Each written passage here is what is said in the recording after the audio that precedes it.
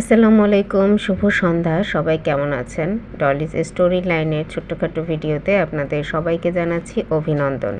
চিটাগাংয়ে যাচ্ছিলাম, গত ভিডিওতে দেখেছেন কিছু তার অংশ এবং আজকের ভিডিওতে দেখবেন তার আরও কিছু অংশ। কিছু কিছু অংশ মিলিয়ে আসলে আমাদের ছোট্টখাটো ব্লগটি রেডি হয়। তো চিটাগাং অ্যাসেসমেন্টের আমাদের সেকেন্ডের অ্যাসেসমেন্টের কিছু ডেমনস্ট্রেশনের কাজের সময় কিছু ভিডিও করা হয়েছিল। আপনারা হয়তো অনেকেই ভাববেন যে কি এসব দেখাচ্ছে আর এগুলো কি দরকার। আসলে এগুলো আমাদের কাজের কিছু অংশ, যেগুলো টুকিটাকি খুঁটিনাটি সব কিছুই আমাদেরকে চেক করতে হয়, জানতে হয়, বুঝতে হয়। এমন এমন বিষয় আছে যেগুলো না জানা থাকলে আসলে কাজ করা খুবই সমস্যাদায়ক হয়ে পড়ে। তো সব কিছুই জানতে হবে, বুঝতে হবে। একটা কাজ প্রপার নিয়মে করতে গেলে অনেক কিছু মেনটেন করেই কিন্তু কাজটা করতে হয়। আপনি যদি একটা কাজ করতে গিয়ে আর একটা জিনিস স্কিপ করে ফেলেন, সেক্ষেত্রে কিন্তু আপনার প্রপার নিয়মে কাজটা কমপ্লিট করা হলো না। তো সব বিষয়ই হচ্ছে এই ধরনের সিস্টেম মেনটেন করেই কাজ করতে হয়। এখানে আমাদের ডেমনস্ট্রেশনের কিছু কিছু কাজের কিছু অংশ দেখানো হচ্ছে এবং স্টুডেন্টদের সাথে যে কথা হচ্ছিল তার কিছু অংশ ভিডিও করা হয়েছে।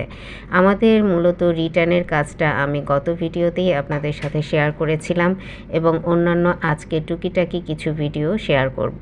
তো ডেমনস্ট্রেশনের কাজ মোটামুটি কমপ্লিট করে আমরা কিন্তু অন্যান্য বিভিন্ন রকমের কাজের দিকে চলে গিয়েছি এবং কমপ্লিট করে আমরা সবাই লাঞ্চে চলে আসছি, আমরা অ্যাসোসররা।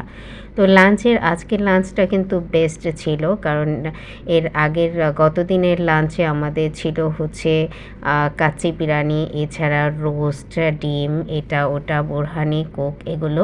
যদিও এগুলো খেয়ে খুব একটা প্রশান্তি পাওয়া যায় না। আসলে আমরা মাছে ভাতে বাঙালি, ভাতে আর মাছেই আমাদের প্রশান্তি। তো আজকের রেসিপিটা কিন্তু অসাধারণ ছিল। ছিল সিম ভর্তা, ছিল হচ্ছে মাছ ফ্রাই, এছাড়া চিকেন ছিল, একটা সুন্দর একটা সবজি ছিল, বোরহানি ছিল। তো যাই হোক, লাঞ্চ করে কিছু কাজ কমপ্লিট করে একটু বাইরে আসলাম। বাইরে এসেই দেখি যে বেকিংয়ের কিছু স্টুডেন্ট বাইরে দাঁড়িয়ে আছে, অর্থাৎ ওদেরও অ্যাসেসমেন্টের প্রায় শেষ পর্যায়ে বের হয়ে যাবে। তো আপনাদের সাথে আগেই বলেছিলাম এখানে অনেকগুলো ট্রেডের কাজ চলছিল। তো বেকিংয়ের একটা ট্রেড, বেকিংটা, কুকিং, এগুলো কিন্তু আলাদা আলাদা ট্রেড। তো বেকিংয়ের স্টুডেন্টরাও ওদের অ্যাসেসমেন্ট শেষ করে ওরা আসলে কথা বলছিল।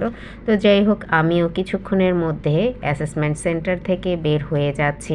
তো বের হওয়ার জন্য নিচে আসার পরে দেখতে পাচ্ছি যে ঝিরিঝিরি বৃষ্টি পড়ছে।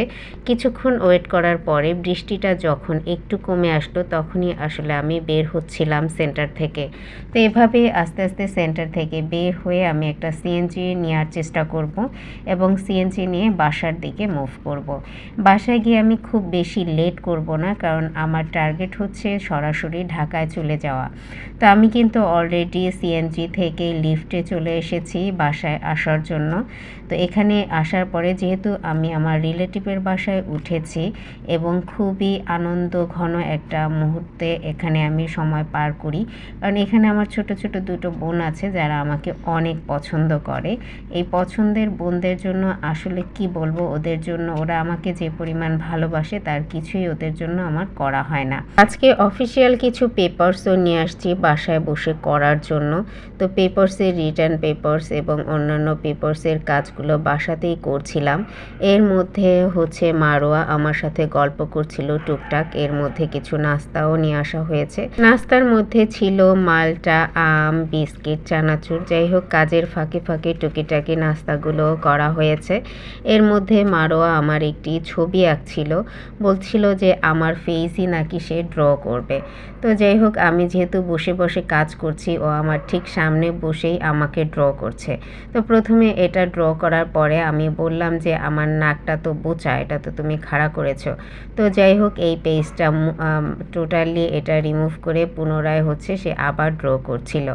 অন্যদিকে মেঘা আমাকে কিছু মেহেদিও দিয়ে দিয়েছে। তো সব মিলিয়ে এ পর্যন্তই।